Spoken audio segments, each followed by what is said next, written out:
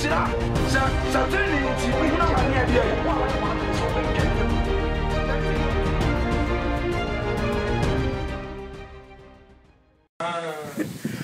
abusiafo yeda twedampo nyankopon asibirebe se enenso so kwambe ye ho kwan saa na ye krada so eti enkwamu ayeyini na ase ne ntontom ne nkamfo twedampo nyankopon edia yo enenso so se de meka ye no yebedi enkomo kakra na ne nyina mu no oba na wahye video no invite enkofo se de be ya awofro nso ebetimi ate ensem no na yebebo mpaye enen komo na eba bedi no efa Troʋblɛ Badu Kobi emse nasem ne ba ye no ye kan ho asem no a o ka de fa other tribes enfantefo anase mpo no tribe for ede no de wasa video inyano a wose wode kire ne nsem ne mu no ena pese yidi ho komo kakra na nyankopon asem no ye de toto enema ho ne yehwe se Abraham po ya kan sama ye mistake no kwa be ne emfa so ayen correct ye ho wan hwe ya mistake beba e kwa ya opese of fast correct mistakes no wan hwe ya be obesa gina sa kwan so asase ne makora nti we ni nema bia e wo se hye ne nso pamcha oba na wa hye video no invite nkofo nti ye mo mpa na ye mfiri ase na ebebo ensem a ono ankasa no o kan ye ni bi na akire no ye de ho nkomo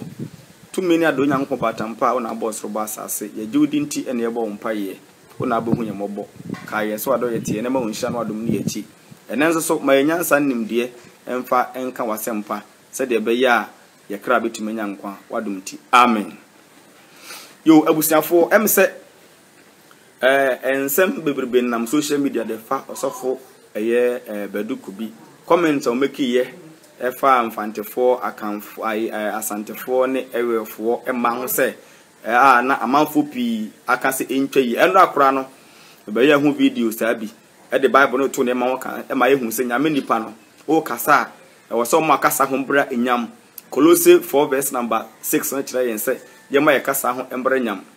na de ma ne me ba be ye sa video we ne se social media na me se hu se Troʋblɛ Badu Kobi aka nsem bi dia kire de ntia o kan se asantefo ma eye o ware wo mo a wo mo ye o kan sempo se o ware wo mo a ubenya problem na infantefo ma no binum so enim de wo fom ne ade me ya na emodu ntimi mpese me kan se de ono kan pepe na ne nyina mu no no abekire se de ntia o kan asa no opese wo justify asem no a okan ye ne se ebia okan but okan ewo sa botaye wi na eno ena me pese yedi emu enkomo kakra ese abra ya ye mistake ne ye pese ye correct mistakes no menu no ya hwe ya ye be sa create mistake ne ye sa say the correct mistakes eno ne ade am pese yestua eho ade na yedi ho enkomo kakra pa chaw ye nse video na ye invite enkrofo enso embraso na awofro so entumi ente yenka eho no pamacha me basisi me ye ayiketu abi pesa me hwehwe voice no because asam no ya na pesa itimi ete ne sede ono kan no pepe na nkwankwa de se ye ya dance kunu mu de atia obi me pamacha edin kan no ade ba akọ woseme ena nyina itimi ti ase ne se so ba be nyankopon nipa anasa wo ka asem bi e de afa obi hu a eso no ewi asefo kasa ene so nyankopon mufo e kasa na se waye mistake awi na wo correct no wan hwe yi a correction na wo ba be betim so create another problem na edin kan no mebo osofo Badu Kobi statement no ama ye nyina yetumi atie ti se mebo wi a na afi no nchiremu ewo mu no yetumi ate se de be ya ebebo amenu mienu nyina ntem se afi de video voice no aye okay enti pesa mebo nyano a de ntia wo kan sa asem no amanfo bi no mo se aka kra ko wie se wa want de kan na asem na unim nyansa ne ade but enye atesem na ya na ye de ba be ya adwuma ne momo no de o pese o kan obi asem a make sure se obeka ne se de nipa no kan no memfa bi nka ho na menyi bi so emfirim bi se asem no baa na nya asem a ede pepa mechew enra asem o kan no ntiremu sei e na ode e baae e wo ene dai mu tinti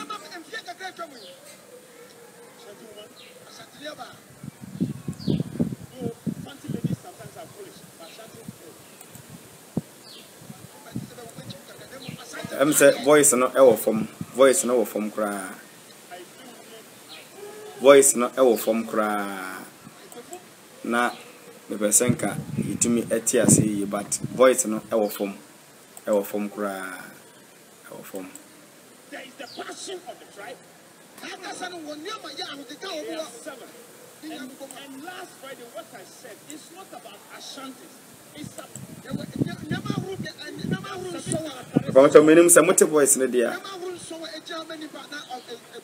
going to quickly say this and leave it and come back another day to interpret it more. When we talk about a person, we are talking about the person's appearance, the person's character, the person's value, the person's passion. And one of the things I found out was that even when an Ashanti woman is going to marry, the family tells him when you go things go well, bring it back.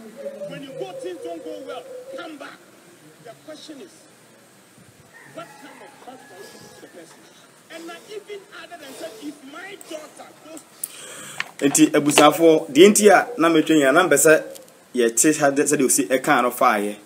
nanso na mse voice no enya de a eboaye enti ye bepo so e wo hanom nemumu no asem ni nyina ne se abra wo kan asem no wiye no a amanfo se wo di atem no na de kye e na obae so baba be kire ensem na wo kan ye nemu eye sofo badu kobi nemumu no ensem na wa be kire de entia wo kan asem no na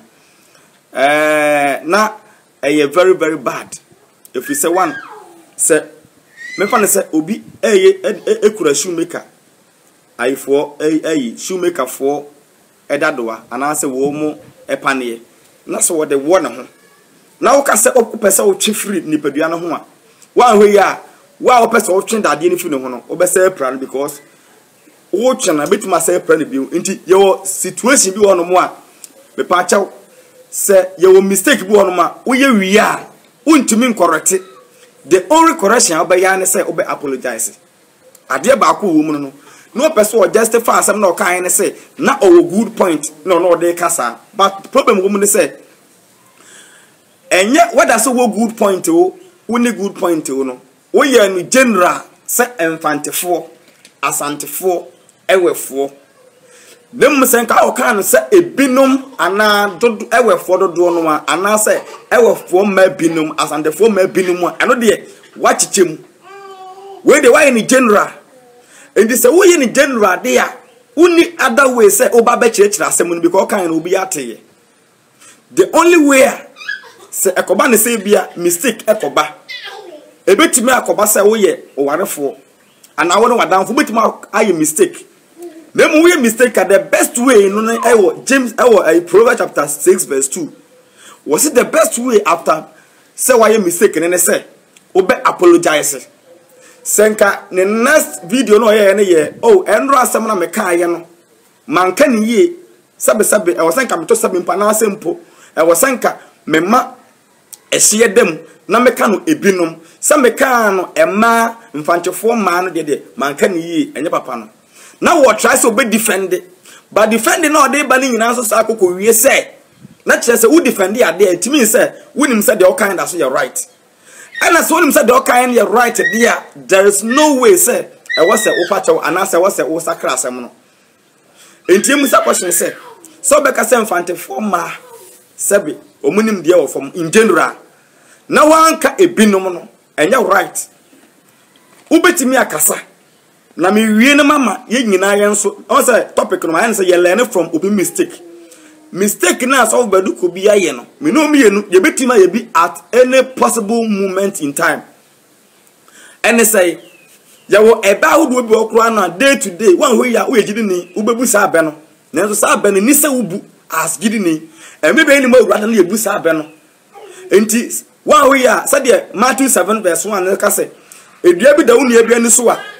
se obetima yi a wo se wodi nkan yi wudie ana Romans 2 verse 1 say wo a wo ibu obi aten no se won so koye saade kodie na bia anu ye bia ni ho ma ho Jamaica ko wie ne say so bedu kobi kasa anu nya papa how o kan no nchire mu o de bai no so mana ye west eni se nka enenko wan kasa se kan wan kora nkaye eni pa ye mistake utimi kasa with emotion bia satam kasa no bia na o kasa kono emotion bia na wom at that time how kan sem bi enti wa wie no ubetimi abo playback atie amu se da bi asem na o san ka meka no kwan we sie so ba sa meka ne se mu nti no we how bia no fache na nya sa na medwene ye nyina yetimi mistake e wo ka asem bi wo kan wie na mu san koyi a the pacho the best way is to apologize. You James chapter 3 verse number 1 the Bible no e kire ye me pacho me wie no maba e ba hodo bi a me no me enu aye nso ye ka ne de no nso wan ho ye betwa ye mistake kron na bi se ye gidifo ene say on say wo e baby a ye tabu say Asante nkai ena ye wo baby me wo fi eye ba eye tribal ebe enye papa enye papa te say de wo pa de akokotoko no ye nye nabro ana say ye wo baby a adidini no wubu a o de tribe na eba ade nim dabi ana say makai ebe no ayi omo se de enimguase mfata okani yes makai ebe no on say sa enimguase mfata okani no se wo ye awurade mu nipa na se wo kasa eye ba amanfo obu eye tribe gu ba ebe no ba e wo situation bi mu ba sa tam na situation no na omuwo mu no a omde bu sa be no a enimguase mfata okani no sa tam na ye hemfo no mo no obi a preference ase ya ono wo hon ma wetin be kodi wa ase nti no lemum enneyi no se wo ye osofo wo ba awurade mu a egbeni wom ho anwani wom we wom nti Colossians 4 verse 6 tell say yemma ye kasa hombra nyam ti de wase ye kan say enimguase mfata nipa ana enimguase mfata odasani enye okani particular okoye no enimguase mfata okani na ke say obasa o kire say obi nya okani dia enimguase mfata no eye dabi die wo ekwa hodo bebrebe wono ma ye kasa na ye ka no ye timi mistakes tina mpesa me bo James chapter 3 verse 1 no e kire ye nyina no Wasi James 3 verse 1 menuanom munya ayechefo bebrebe na munim se yebenya afobuo kase mum efri se ye nyina fom ewo enoma pii mu na se obi enfom ewo ensem mu a wono na oye onipa owie paya obetimi ato nipadua nyina na reka ediso Bible no wo kire ye hawa yetimi eye mistake abra ye kasa enti ewom se osofo Badu Kobi de no na abade the okay na ye totally wrong and ye bedi ho nkomo enenso so edas the ode ba ye say amanfo bloggers bi crowd na social media crowd say o say wa but obeka na asem no bi no ze de say onim de ofom but eno no ye me head and think finanum na mpese ka me free video nim but mente and de bia na bloggers ni bi na omo pa omo hype na giri ne nso ye mfa atesem enya adwuma ye ade a wonim because Yesu can say the nim ne ka na de hu ne de hu adanse nti ade a wonim no na won o ka o be yod na te krumofo o ka Ezra chapter 20 verse 17 na wase men ni wo yonko hu adanse krumu nti men head and say waka de ya mentumi nyina so mfa nkasa but the American say enchiremu a wode ba enneyi no anasa kwasi ada no e de be kire say o be kire de nti a o ka sa kasa no say mfantefo Emane Asante for mane or can obi a how obi a won me pacho say problem but now ka say we no so why mistake Proverbs chapter 6 verse 2 kire say the best way is to apologize and one no who apologize we are enipa biera on say nyankopon boni po ni so na ne nsa so eni sa ofom wunu a Yesu a kire yade bi ya na wo se fa so ya kan Matthew 6 verse number 12 go yinu a eye clear honom enti enka waka asem na wahunu se asem no Ghana fo bebrebe enti so Badu Kobi so cha yense enti Ghana fo bebrebe a ese enye ni nyina ye nyina enti ya adwene nye asofo a ekasetia omunya asofo ekasetia emu mpanyifo ekasetia ntu se one person mpo na ennim nti yenyina na yadwene yenyina na yente de wo kana se asema waka ne twi waka ne brofo am obi a kire mu twi ti de wote brofo no ti da paso kire na de wote twi ti de wote paso kire ne mienu nyina kaboma ye wade bi wo ha no na meka eba nyame animu a eye right but eba nipa animu a na nipa behunu se eye wrong ti said na me de example say Shadrach, Meshach, Abednego Daniel chapter 3 ohene ka aso monkoto honi no se wa ankoto a nipa ni so no mu ade ade de ohena kasa na wonkoto ba sa wakoto nso a wa Nyankopɔn bɔne na emom no ya wade bu ode a enipa ni so ye bɔne Nyankopɔn ni so ye bɔne ebi ne kasa o kan yi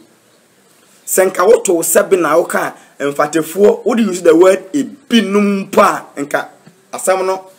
e balance kakra okoye na sandefuo binum anampa sandefuo ma dodo no a kasa bi wono ade bi timi clear ade bi mani free wono e masenka eye dan na se wo asimpa akwa de se wo de window bi ato ho asam ba betuma fo ma de be apie hwe your mistake won't me correct it mama example se wo pesa wo kire w e bia wo spell ade na wo sa wo kire w na ko kire u a do e wo sen ka kire w no ko kire u but se wo correct u no amra bedan w a enye den se wo kire 11 na ye mistake ko kire 1 se wo ye correction e wo 11 no ho 1 no asa wo dan dan wa ye be aka ho ye wo ade bi ono mu a se wo kire ti se n na se ukoye mistake se ukotwere m na ye mistake okwere enia wutimi de pen no sa afam e correct ya obi akura hu ade de ohu se wa ye mistake no obi akura hu na mom ye wo mistake bi wo ho dia obi abehu se we de na nka wo twere we e na uda ko twere we ebi ne se me twere s na me koye mistake e ko twere t ya t no there is no way I met me the T na correct me ho akotwere S da enyeye because some yes me correct T na ma bela na S a obi abehu say my mistake me ka ko wie say your mistakes bi wo ho a wo ye mistake ni wie mpa wotimi correct e ma de onu mpo na dwena nkoso mpo wo hu by your mistake bi wo na wo ye wie a obi abehu say we dey mistake te say wo twere Z no aye wo twere Z na da kwatwere v there is no way about my correction we ya obi hu akire da ebi na sof badu kobi de netie no issue no eye clear kasa na ye wrong untumi nchirechire mu say na wo ka point about say wo ka about esu no entimi nkwankoye nipa nyina da an ye ba urade mu a Romans 1 Corinthians chapter 12 verse 12 go nchire yen say ye ba Yesu mu a ye be fa Yesu su and ye ba Galatians chapter 3 verse 27 to so was ye ba Kristo ma be fa Kristo ahye sa atade e say gbeni ba infantini ba urade mu a because na okasa wa so dem eti Matthew chapter 18 no yenti de Yesu kai the best way ni say obofum ni aso be pa na chew ye kan Matthew 18 verse 59 na se wonu afom wa kona koyi na tan woni no nko antem na se otie wu a wanya wonu a wose se wonu afom wa kona nche ne koyi na tan woni ne nko antem se otie wu a wanya wonu a enti de Ghana fo ka bebrebe de fa de osofu ne kan na ni se nkode se mu aye woni nkyere mu eba se oba ba justify de o kan ne se sila no o stand by it se o kan sem bi o Ghana fo nte ase nso akire no ye beti ase me pato we Nyankopon ma ye emfie 20 billion years ye mfa nte ase adentia ade ye wrong wrong de ye right right ye wo kasapa ye wo kasabu ha enye kasapapa adidi ni o kasapa hwe ewiase fo kro ase ano brebre e ma ba to hwe enka udin kan ko kan asem we na Ghana fo kan asa e kasa sa no ena nka utwa yu ade achi ye no ba ye na nka de kasapa be apologize ya ano brebre o kan Proverbs 15 verse number 1 wasimu aye boko esanka abufuo na asem dende hanya abufuo mu se asem na ba na wadi nkan aka no o reply a wode be ba no mu aye ade be ba no se koye very soft ene ekoye kasa emu eye chawpa de ya obi a na ebu afu kura na ebu okura no bebo wa wode bo ne beto Yenti ni ye pa. Enti Bible na kan kire se kan Ephesians 5 verse 29. Wasema me ma ensenhunu bi empie mfiri anu ma. Agedie eye na ema nkoso. Na ye de dom de wote no. Nti osofa wo gina pulpit anu ma wo kasa. Na wo ko kasa emfantefo bi emfantefo ma enim nyansa. Asantefo ma ewo suban bone a o ka ho asem ewefo ma so ye dom ye dom na wanchem. Na ye ni general na ema na te ye na bu ofu Ghanafo bibrebe ni nipa bibrebe kasa kasa wo ho a. Na sa kwa video say wunim dia wo kan nipa na ente wase a me pacho totally wrong. Kasa bu a kasa papa, kasa bu ho ma enye kasa papa. Ye kan Daniel chapter 3. Nebuchadnezzar gidini wasi esua Nyankopon ahyade ene baboa yen. Gidini biara wasi esua Nyankopon korof asem ni na amayanam ntuo atenetene. Anya sa be kasa. Ufisa wo kan asem se de wope, but na wo kan asem bia eboa ama awurade adwuma wi peye. Ne mo be ma de wonye kyerɛ asem ni no, agina wo de so, edi Nyankopon ne Bible no kratem. Ntu be ka Romans 2 verse 24 se munti, o se Nyankopon di ewa amamam. Because at that time so Troʋblɛ Kobi jana so dem obi anhye na bufo, nti me ka se wo kasa out of anger. Ye wo adebo Kobi obi kampa, ye betima ha situation no. Ebia na ono obi ku ene wo kan, nti betima ka se wo kan out of ebia yaudie. But we there, we gina pulpit anu ma wo preach. Ndi say yemfato na wo ya, wo bekra, wo betima yisu ma ma bi, a wo mo try wo bi adin because of enipa ewo around nti. Ebia we free ha. Empo Bible no say Yesu mpo abra obi born asom na o expect say waye bone a enka yenyi ne bone ho aten. Wo ya ade bia nya nipa ne be o say yi waten wade na wo ye na enye na ho. Ana obeka mebusem chapter 12 o kan sem bia kire ye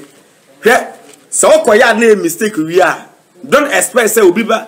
a o ha o fa so beka wonim ye ka say nim kan 2 Timothy chapter 4 verse number 3 wo say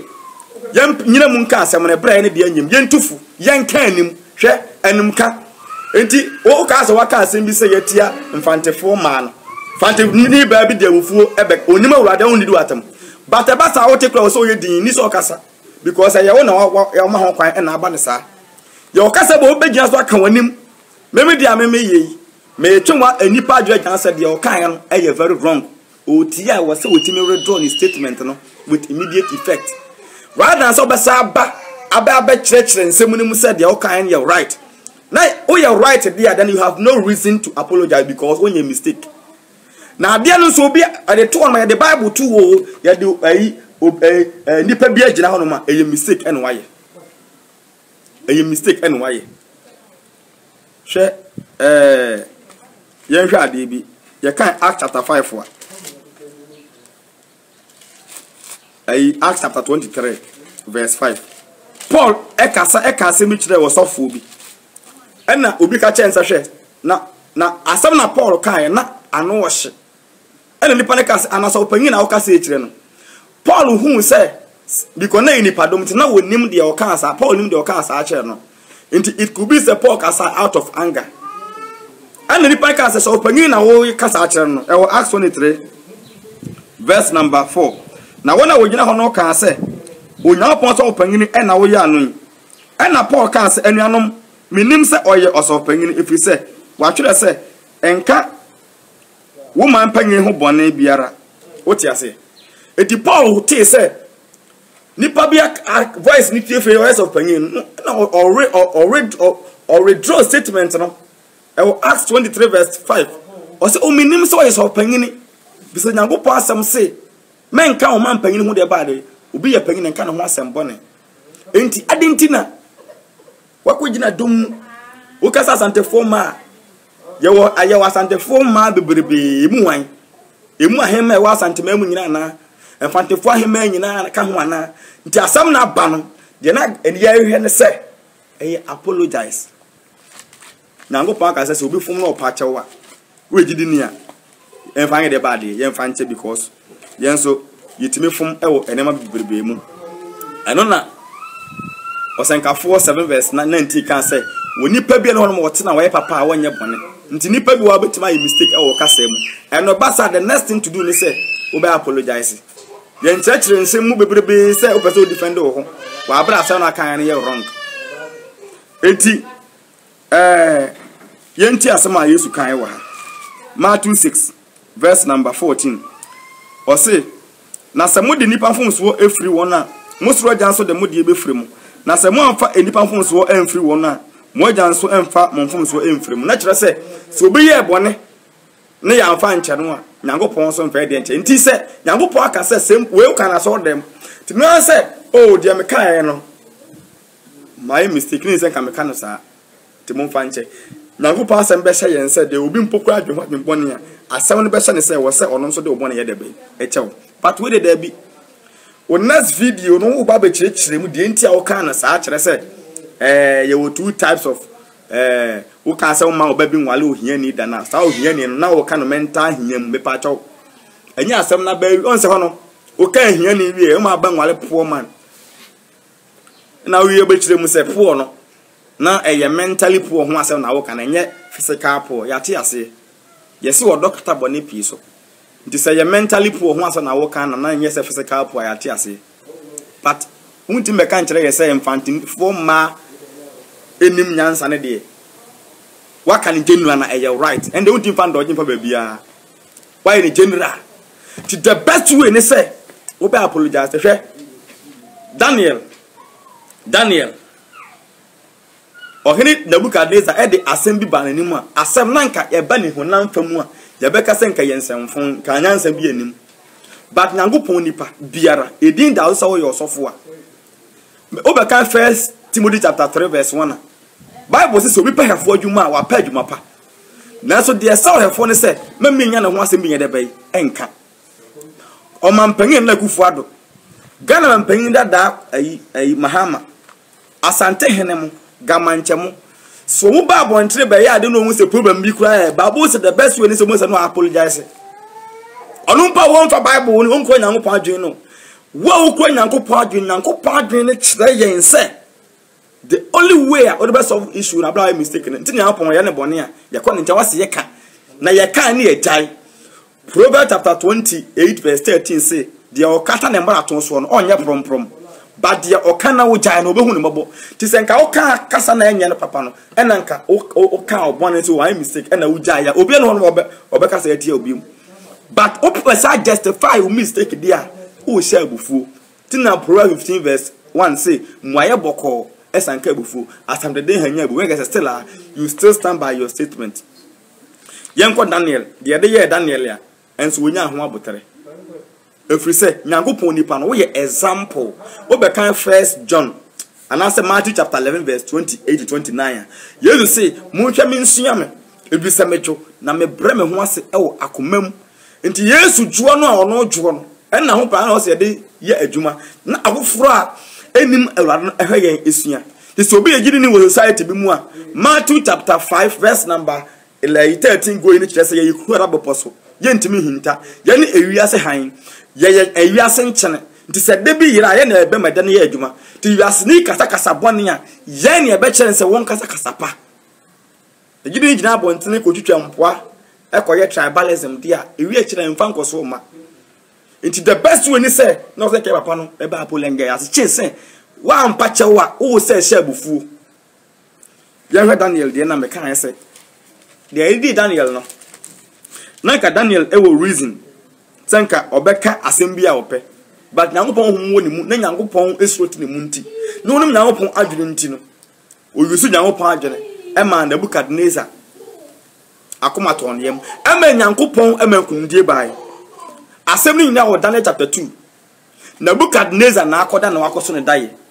e na ade eche wa frɛ nkro na nyansafo nyina se waso daye bi a ne nkyirase no daye no kora no refi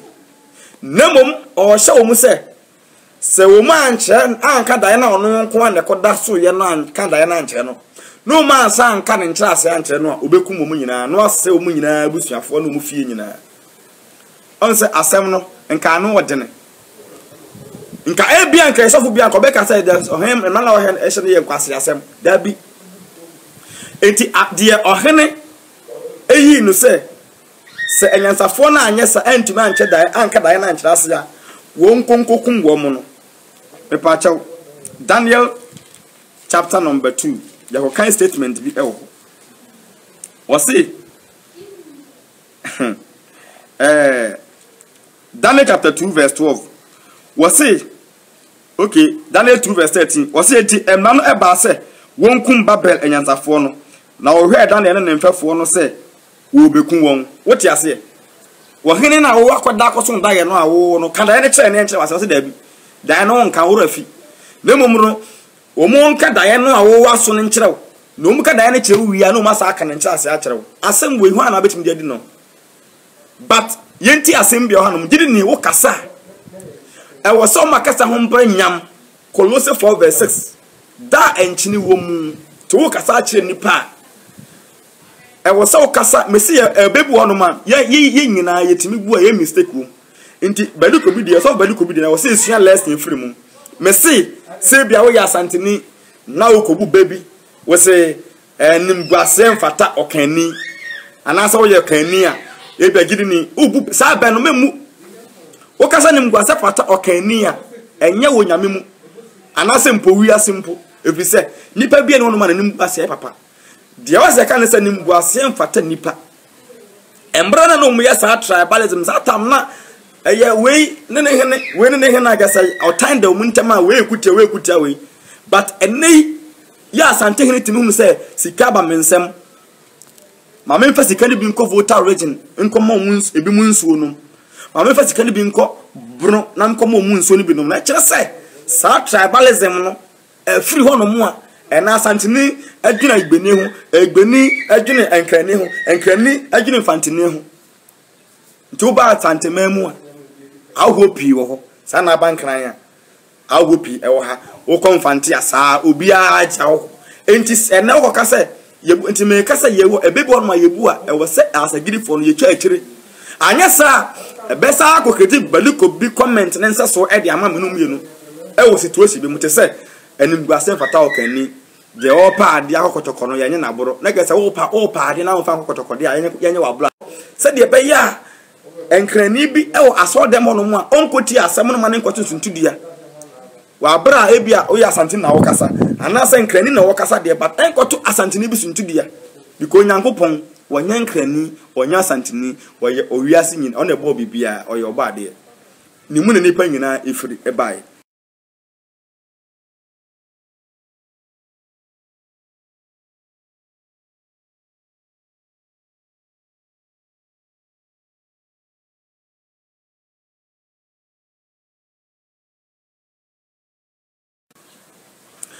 Obia network na ha adwene sa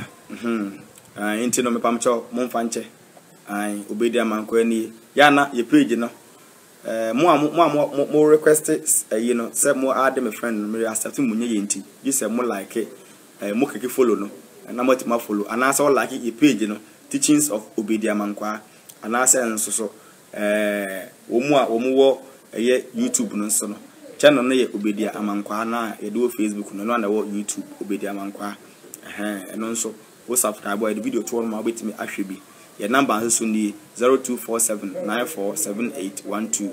0247947812 and also 0273568777 0273568777 sometimes we video you be no be say bisa number de bia no was be say bia na sempo no wo enkomo bi opese wona wudi ni ade enti yento aso wo hanom Daniel chapter 2 wo hena so ne daye o ono na akoda ye wase bompa na nka abufumpo enso atenefu binum nya ho abotere ema nya ho ponku nim de ye adwuma senko wo de abufuo kasa ya nka ni ye betim kura chine kuno first obeka Daniel chapter 2 a o hena bukadiza asembra se wono na akoso ne daye se nyansafo na ntima nche ndaye no ene nase a yenkokum wo mo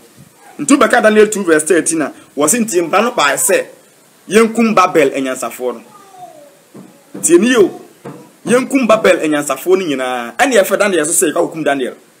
ti Daniel ti asem no me pa chaw yentie Nebukadnezar asem no de to hono no Daniel ti ane no Daniel o nyampon nipa no ye ha wosi ebu aye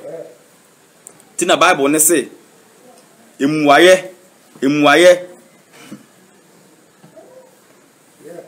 Mwaye boko sanka abufuo. Ti kan Ephesians 5:29 was kasa na ye kan ye hwe ne yi. Enti Daniel chapter 2 verse number 14 was ena Daniel de kasapa eni nyansa eni ohene ankobia hen arekwa ofiri se okokum Babel nyatafo no ekasaye. Wote emrane bae se yenkuma nyansafo ni nyina wo momantima nkyere ohene da ye nase no anka da ye na ohene wura finanche no ena Yakob Daniel amanese ono te ko fana hokuni bi Bible no kan Daniel 2 verse number 14 say Daniel edi kasade kasapa e pacho na kasa wo wiase kasa mienu kasapa anasa kasabone indi se kasa na wo kan anya kasapa kasabone se nya koye kasabone they are the best way to obey apologizing. Daniel edi kasapa kasa kire ohene no enipa na wayi ni sonkokum anyansafo no ese WOMAN ne break akra enam se wode kasapa nti no akwa ne ka atia se wode mama best sometime na Daniel kobo mpaye nyankopon yi dae no eche Daniel no beka che Nebukadnezar ene me nyankopon ni monyam daadi e wo Babel ahenie mu nanga kwaye nanga Daniel ka se na ohene hye nkwase amra saa me pa chew enke beche Daniel ekunu first. But Bible ne che Daniel 2 verse 14 say or the kasapa nti we che se gidi ni biara no e wasi esua ha wa ye kasa wo wiase mienu ye wo kasapa ne kasabone oba bi ni efa no Abigail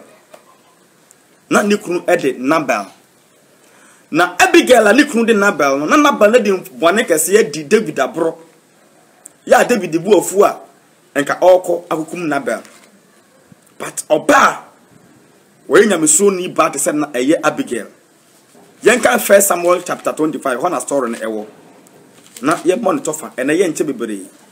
Pacho ya no wa video no inviting crofon so. Said ye wo hwe no hofon so hwe. Ni emfa futo bi mfiri mu. Ti me ye ebebi wo hono mu a. Osawo badu kobi de na aba. Ebetimi atome. Ubetimi aka asem bi abuba bi ama okro beka se da bi ebe we yemu no yemu nkyere panyini. Ubetima kasa beka kasa we yanka nkyere panyini e wosa withdraw se de be ya asunje be de ebeba awade pi egu because of kasa enya papa o kawie no wantima ampa chew ne nyina aku aware pi ya yi obi af na dwumam because kasa no kan ne nye no go wan withdraw no de no obeyi madi nkwa na master yimadi no abetina fi no asa toilet me pa adwuma ba na chen de o kwa o se ko yeyi wadi free mu no na adwuma na yeyi wadi free mu no because of wonum kasa enye no wonum kasa nye no yeyi wadi na wo se toilet no adwuma fo na open de o de kasa fo ko na e be fa oba bi gina mpai bombom mpai se ni dwama na nso bi anya nyame na aye o nya bonsam na aye na momu no wona wani nyankopon asade so ena wanka kasa papa customer ba wo nkyanya se de osi de abufo kasa kira no nti ama customer no se free na ekroma ama omi nkoto na ade bio awo ya ba ko dampa bom se ene de ayi ena o customer nyina ko na bayifo na eye wo o kasa bituma pam o customer nyina e bia wande bi nipa bekusu se tam eni nipa na kire wo so no bi se o sister ba to ye na hwen why oh browse me ya me ba ada me say Adamenkwa me say there be obi anim say won say tu ba sa question na obi say won say ne de e kire say wutwa na mpoa sika no ne de wo ndi say ofiri won nchen kwa next time o ma bieu to ahore one customer ba ko pese bi akopama da customers but e bia oh branya botre me hewe na me abi a nche bia mehwe wa me sra wo de facha me mamu wache eye kasapa o kan we ya enipa ne kom de ne se de kura obetwen atowo de no because de kasapa adwumon ma egu because of kasa nye me kasa nye ebetima gu ade ebetima gu awade ebetima gu adwuma obi kasa nti chance abono obi plan nso nko ba bua obi num kasa nti o se me nam kan so me sa aboa nti me pa chaw ye bompa ye ngese ye bompa ye se Nyankopon ye yekunum tebelele ma ye o ti se o bompa ye wa wale o se Nyankopon ye wa wale ne ye dia ya busa ho so ye oba onum kasa e wa wale mu te sei o bra ho ase kadi kasa pa ne ukuru kasa anampa na obo se Nyankopon ye wale ne ye ne se wo de Nyankopon ye no obema ne se do obekasa bia na onye tebelele ma wana da bi o Nyankopon bala wa hye se wo ba bra ho ase ma okunu fa wo dwo kasa che no be man so do yere ti so pesa ni jeba wale ni mu a obi anya ne part no de Nyankopon aka no woni so na aso nje de be embara wo kasa ye mistake the best way ne se wo be apologize no ano be man o se de kuram pa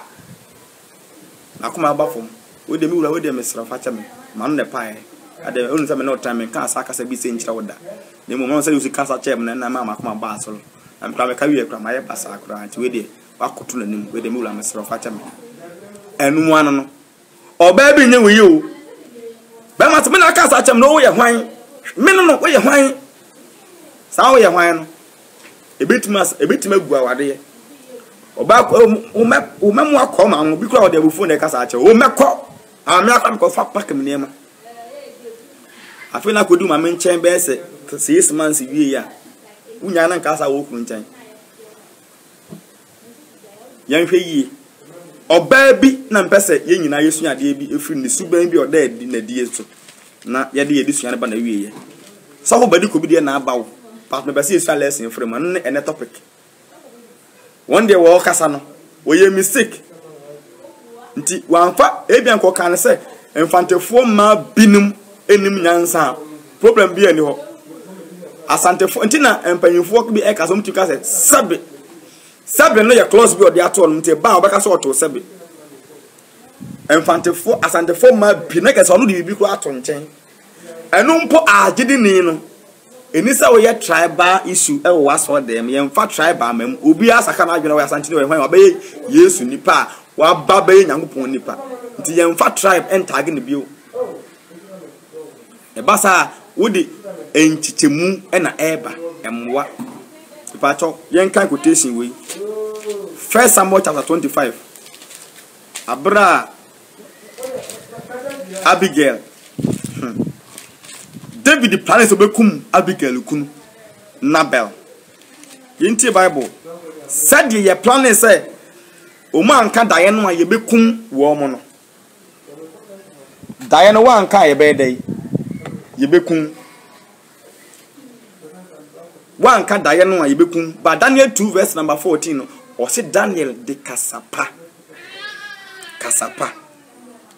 Me pacho hanso Abigail David afa na ba ho obufu enam so obu ni kwase anti wa strike wo no so ne kwakọ ya ke koye ewu asem ama naba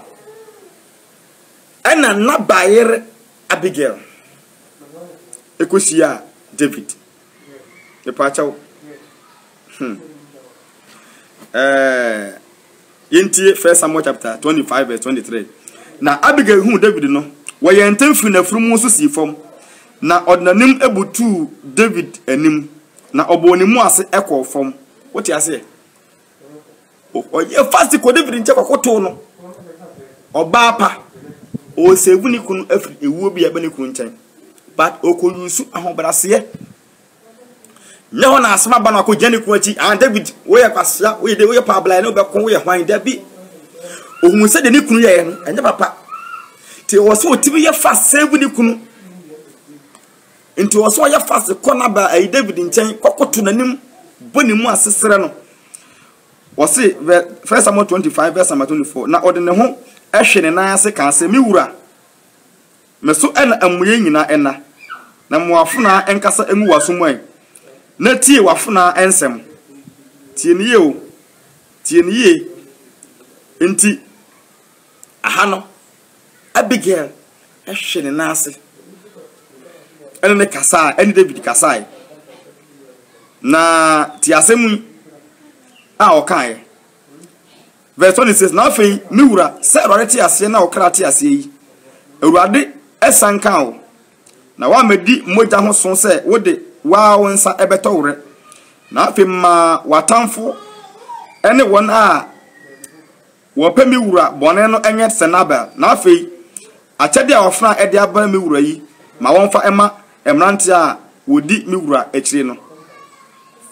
fa eso yi free wafuna yi na ampara ewade be chechere efia etim ama me wura efri se me wura eko ama ewade na wonhunu wumu boni bia wona enyina tie ni yo na tirese ha no oba no eli David akokasa kasapa ndi se kasa wo kan anya kasapa definitely kasabone ndi se asema bana asofo o kan asem na aye tribal issue ama mfantefo bu ofu egbefo bu ofu Ghana fo pia kasa tia na oba be kasa wo ho a the best way is nka oba apologize sana Yesu kire yen na nyese oba be defend ebe se ye the Bible to ho and now you're right, here.